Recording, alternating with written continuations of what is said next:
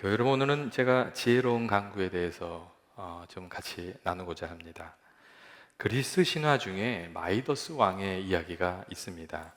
황금을 너무도 그 왕은 좋아해서 자신이 섬기는 디오니시오스 신을 찾아가서 빌었습니다.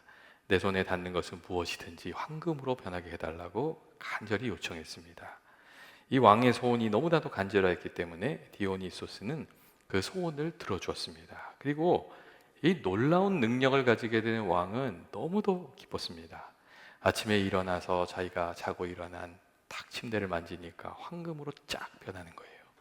또 정원에 나가서 꽃이 탁 만지니까 그것이 황금꽃으로 변하는 거예요. 왕은 내가 이제 세상에서 가장 부유한 사람이 되었구나, 이렇게 생각하면서 마음에 흡족함을 느꼈어요. 그런데 아침 식사를 먹으려고 하는 순간 음식이 황금으로 변하는 거예요. 물을 먹으려고 하니까 물이 황금으로 변하는 거예요. 아무것도 먹을 수 없다는 사실에 알게 된 왕은 당황하기 시작했어요. 근데 막 당황하는데 그때 사랑하는 딸이 달려와서 아버지 품에 안긴 거예요. 그리고 그 딸을 만졌을 때 딸이 황금으로 변하게 되었어요. 그리고 그 순간 너무 놀라게 된 왕은 그제서야 깨달았어요. 자신이 손을 대는 것마다 황금으로 변하는 것이 복이 아니라는 것을 깨닫게 되었어요. 그리고 너무나도 후회하게 되어서 눈물을 흘리면서 참회를 하게 되었습니다. 제가 어리석었습니다. 이 탐욕의 눈이 멀어서 잘못된 소원을 빌었습니다. 내가 가지고 있는 황금을 다 가져가셔도 좋으니 원래대로 돌아갈 수 있게 해달라고, 그렇게 회개하면서 청원을 했습니다. 그러니까 이 디오니소스가 왕에게 가서 강에 가서 손을 씻고 그 물을 빌어다가 딸에게 부으라고 그렇게 이야기를 해요. 그러니까 왕이 단번에 강으로 달려가서 손을 씻었고, 그다음에 이 딸에게 그 물을 부어서 다시 사랑하는 딸을 되찾게 되었다는 그런 이야기가 있습니다. 여러분, 마이더스처럼 사람들은 누구나 간절한 소원이 있습니다. 그런데 그 소원이 처해 있는 상황이나 형편에 따라서 다 다릅니다. 그리고 또 달라집니다. 어렸을 적에는 아이들한테 야, 너 소원이 뭐냐? 뭘 해주면 좋겠니? 그러면 레고 사달라고 하는 애들이 많죠. 아니면 뭐 먹을 거 사달라는 친구들이 많아요. 조금만 나이가 들면 어떻게 돼요? 중학생만 되고 고등학생만 돼도 소원이 달라지잖아요. 공부도 좀 잘했으면 좋겠고, 좋은 대학도 좀 갔으면 좋겠고, 친구들 사이에서 좀 인기도 있었으면 좋겠고, 또 내가 좀 그럴듯하게 사람들한테 보였으면 좋겠고, 이제 소원이 달라지는 거죠. 그리고 또 청년이 되고 장년이 되면 그때 또 소원이 달라집니다. 직장에 대한 소원도 가지게 되고, 또 결혼에 대한 소망도 가지게 되고, 건강에 대한 소원, 이 형편과 상황에 따라서 그 소원이 사실 다 달라지는 겁니다. 그리고 우리들의 마음이 이렇게 성숙해지게 되면 이전에는 그렇게 간절했던 소원이 시간이 지나고 보니까 너무 허무한 거예요. 뭐 내가 저런 걸 원했던가, 그런 마음이 들기도 합니다.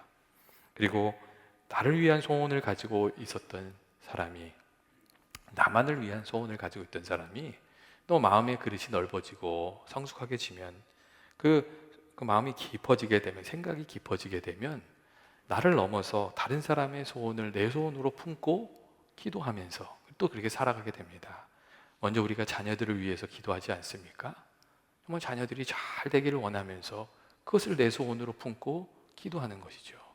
그리고 사실 그 부모의 기도를 힘입어서 자녀들이 살아가잖아요. 되돌아보면 부모님들이 쌓아놓았던 기도가 얼마나 귀한 것이었는지 이렇게 깨닫게 되는 때가 많이 있습니다. 또한 내가 돌보고 있는 이들의 소원을 내 소원으로, 우리의 교회의 소원을 내 소원으로 마음에 품고 살아가고, 또 하나님의 소원을 내 소원으로 품고 기도하면서 그렇게 또 살아가게 됩니다.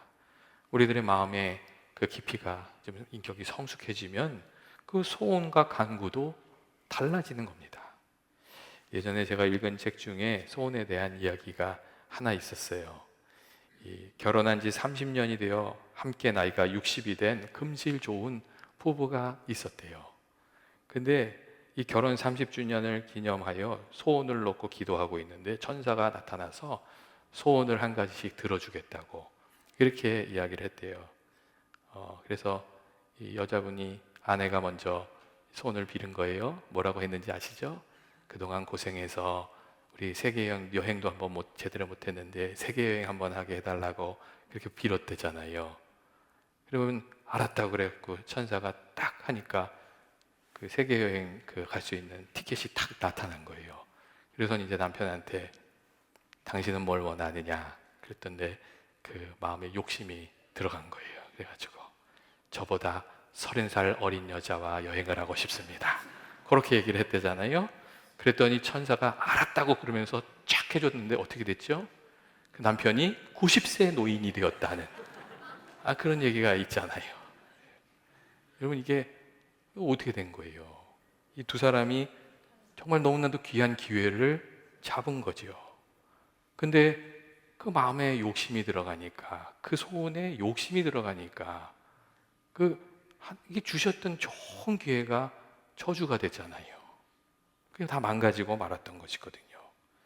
여러분 사실 그래서 우리들도 좀 생각해 볼 필요가 있습니다. 우리들의 소원 속에 혹시 시기나 질투나 욕심과 같은 헛된 욕망이 섞여져 있는 것은 아닌지 우리가 좀 생각해 볼 필요가 있습니다. 여러분 우리가 하나님의 선하신 뜻 그리고 나와 다른 사람이 잘 되었으면 좋겠다는 좋은 마음을 품고 있어야 우리의 소원이 건강해지고 우리가 기도가 또 좋아지고 그리고 하나님 주시는 복된 삶을 살아가게 되는 줄로 이렇게 생각합니다. 여러분 그 대표적인 예가 솔로몬이잖아요. 솔로몬이 그랬죠. 하나님께서 솔로몬에게 찾아가셔서 내가 내게 무엇을 줄고 그렇게 부르셨어요.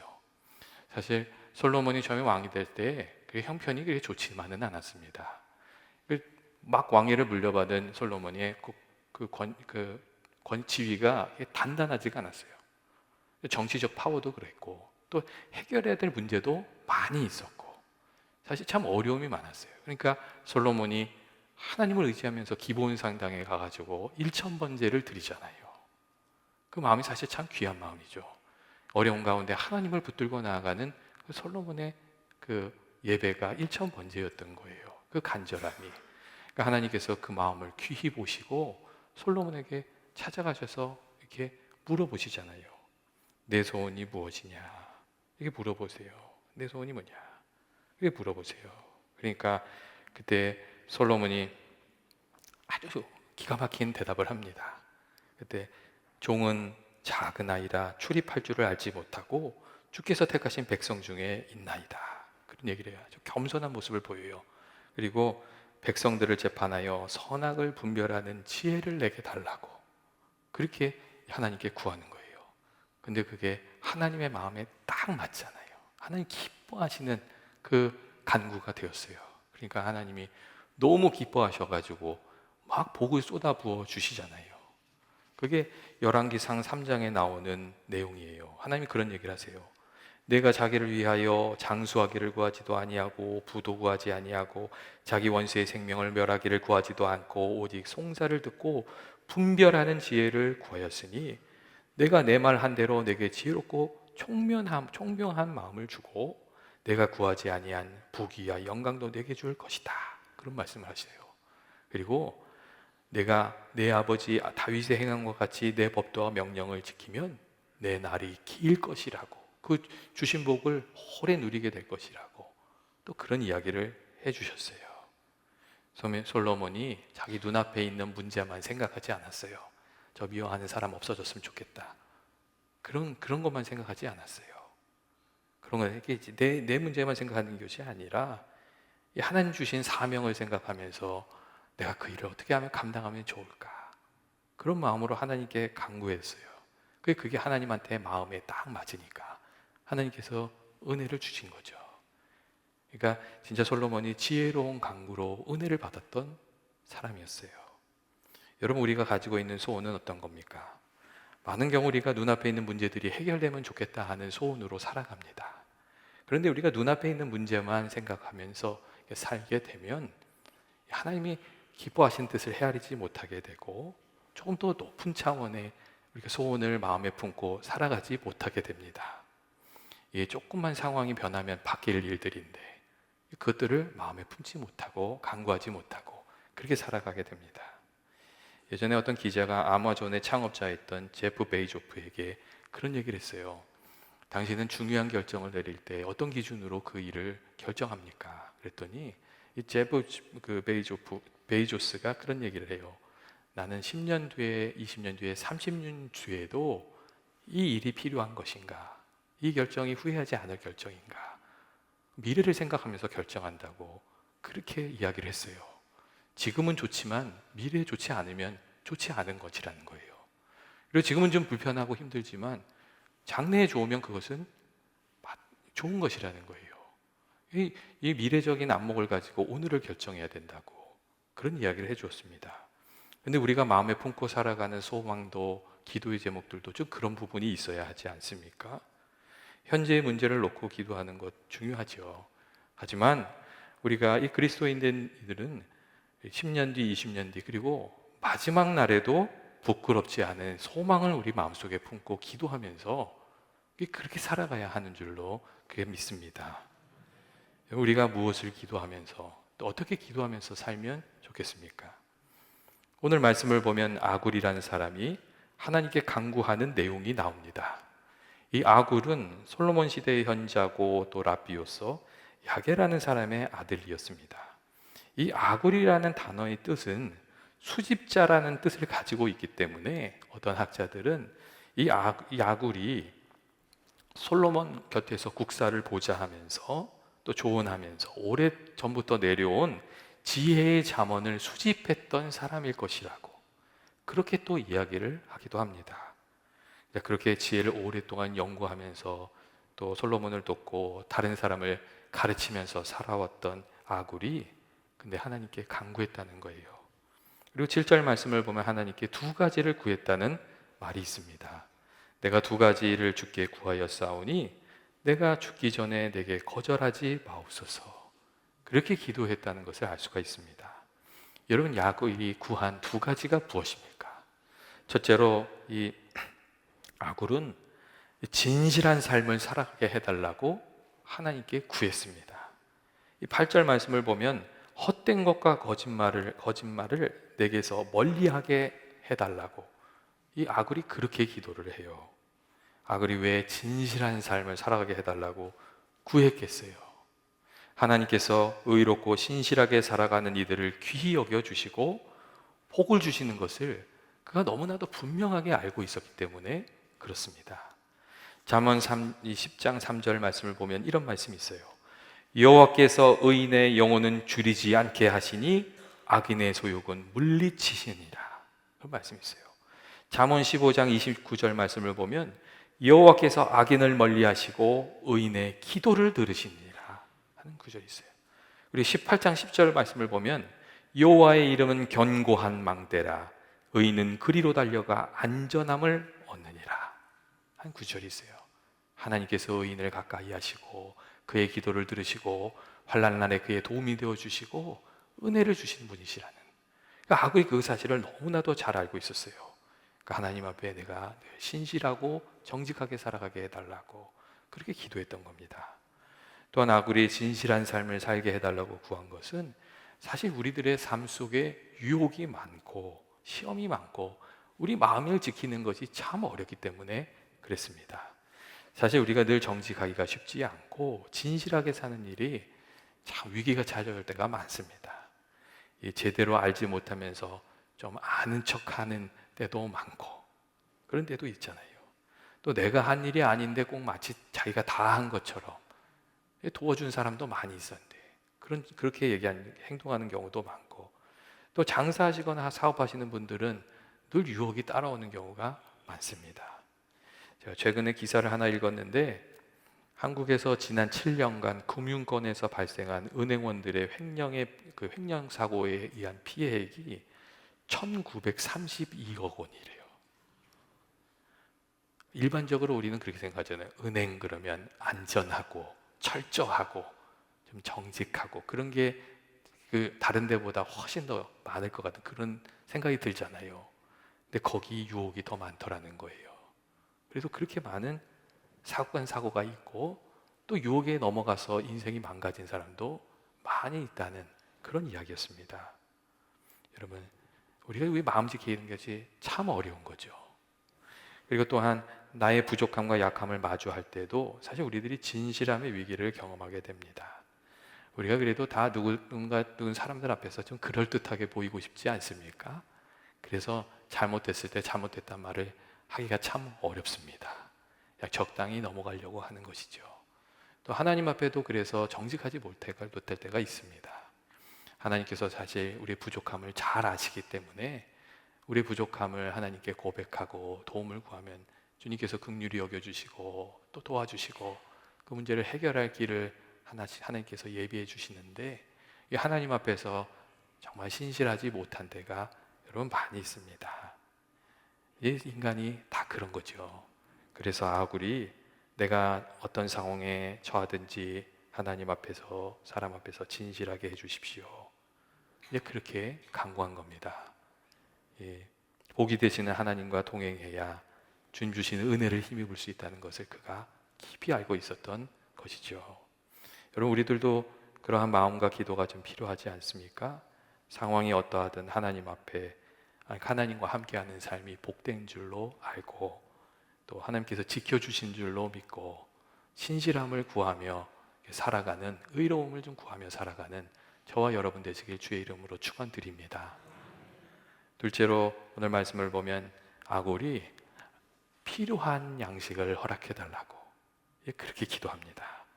8절의 후반부를 보면 나를 가난하게도 마시고 부하게도 마시고 오직 필요한 양식으로 나를 먹이소서 하는 말씀이 있습니다.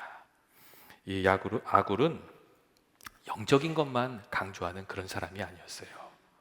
그는 우리들의 삶에 물질이 필요하다는 것을 너무 잘 알고 있었어요. 이 배부른 지갑도 나쁘지만 빈 지갑은 더 나쁘다는 말이 있지 않습니까? 아굴은 물질도 우리들의 삶에 중요하다는 것을 잘 알고 있었어요. 그리고 동시에 물질이 인생을 망가뜨릴 수 있는 위험이 될 수 있다는 것도 알았어요. 우리가 무엇이든지 지나치면 문제가 되잖아요. 너무 많아도 문제, 너무 작아도 문제. 그런 게 많습니다. 그래서 탈무드를 보면 이 도를 넘으면 안 되는 8가지가 나오는데, 8가지가 이렇게 첫 번째가 여행이에요. 왜 첫 번째가 여행인지 잘 모르겠어요. 첫 번째가 여행이에요. 그 둘째는 친구입니다.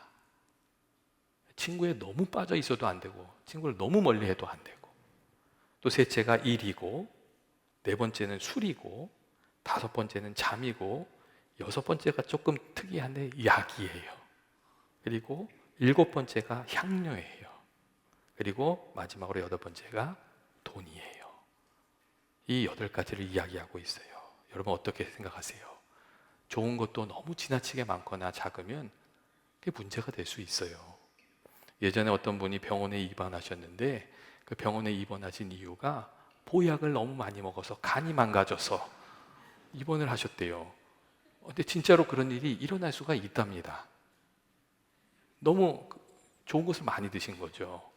그리고 우리가 이렇게 살펴보면 우리가 좋다고 생각하는 것, 칭찬도, 용기도, 음식도, 운동도 너무 적어도 문제지만 너무 지나쳐도 문제가 됩니다. 그래서 아굴이 이렇게 그런 기도를 하는 거예요. 내가 혹 배불러서 하나님을 모른다, 여호와가 누굴까 할까 하오며, 혹 내가 가난하여 도둑질하고 내 하나님의 이름을 욕되게 할까 두려워함이니이다.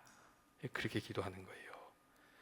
여러분, 물질이 인생의 유혹도 될 수 있고 걸림돌이 될 수 있다는 것도 생각하고 있는 것이죠. 여러분, 우리가 물질 때문에 마음이 교만해지면 어떻게 됩니까? 그럼 관계가 다 깨지기 시작합니다.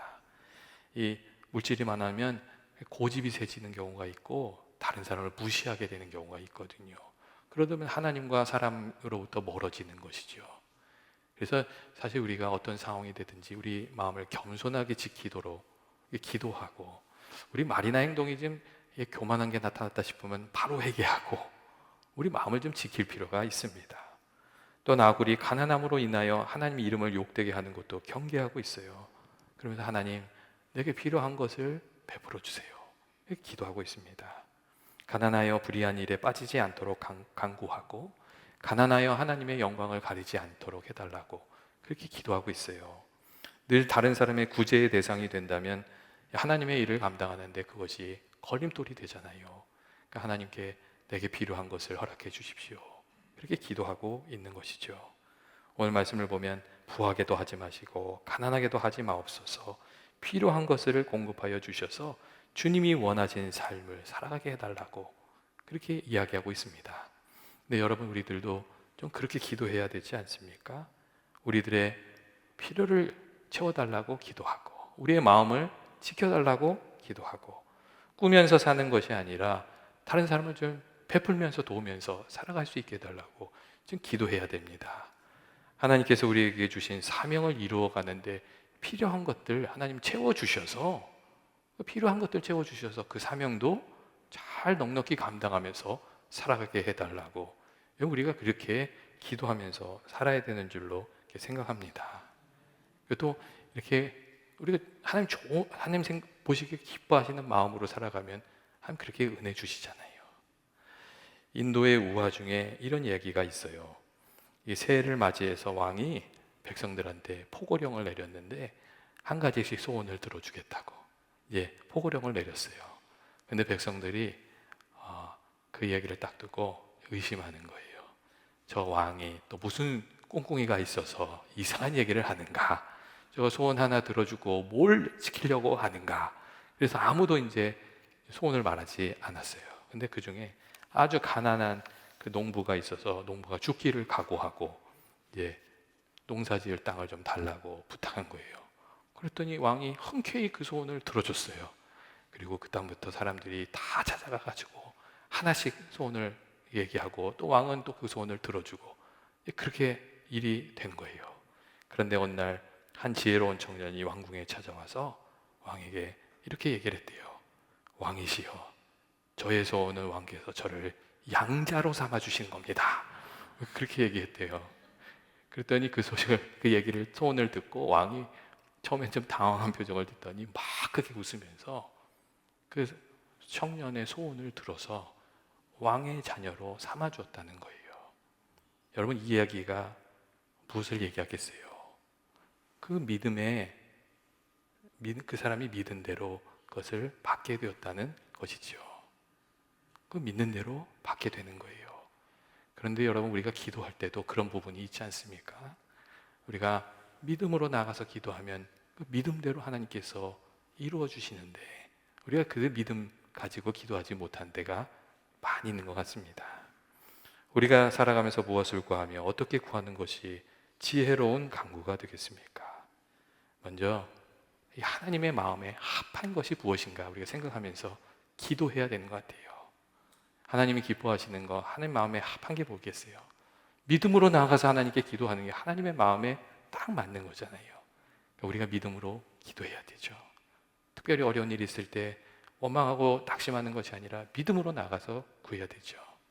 그리고 또 예수님 말씀하신 대로 하나님의 나라와 그 의를 먼저 구하면서 살아가는 저와 여러분 되셔야 되는 줄로 믿습니다. 주님의 뜻을 구하면서 살아가면 주님께서 우리와 함께 해주시고 우리의 복의 근원이 되어주시기 때문에 그렇습니다. 그리고 우리의 인생에 문제가 있으면 그 문제를 놓고 또 기도해야 되죠. 그냥 단순히 이 문제가 해결 잘 되게 해주세요 이렇게 기도하는 것이 아니라 하나님 아버지, 이 문제를 통해서 하나님을 더 알게 해주시고 은혜도 알게 해주시고 하나님께 영광 돌리게 해달라고, 사실 우리들의 인생의 문제를 놓고 하나님께 영광 돌리게 해달라고 그렇게 기도하면서 저희가 또 간구해야 되는 줄로 그렇게 생각합니다. 우리가 하나님의 마음에 합당한 기도, 하나님의 마음을 기쁘시게 하는 울리는 기도를 드리면 하나님께서 우리의 도움이 되어 주신 줄로 믿습니다. 날마다 주님을 믿고 우리 사랑하시는 주님을 믿고 주님의 마음을 헤아리면서 기도하고 또 그 가운데 귀한 은혜를 누리면서 살아가는 저와 여러분 되시길 주님의 이름으로 축원드립니다. 같이 기도하시겠습니다. 사랑과 은혜가 많으신 하나님 아버지, 부족한 저희들 주님의 자녀로 삼아주시고 주의 은혜 가운데 살아가게 해주시니 감사합니다. 하나님 아버지, 날마다 주의 말씀과 성령으로 저희들과 함께하여 주시고 저희들에게 주의 마음을 헤아리는 귀한 마음 허락하여 귀한 지혜 허락하여 주셔서 아버지 주님의 기뻐하시는 합한 기도를 드리며 또 믿음으로 살아가는, 또 믿음의 간증으로 살아가는 저희들이 되게 하여 주옵소서. 부족한 저희들을 긍휼히 여겨 주시고 주의 손으로 붙들어 주시길 원하오며 예수님의 이름으로 기도합니다. 아멘.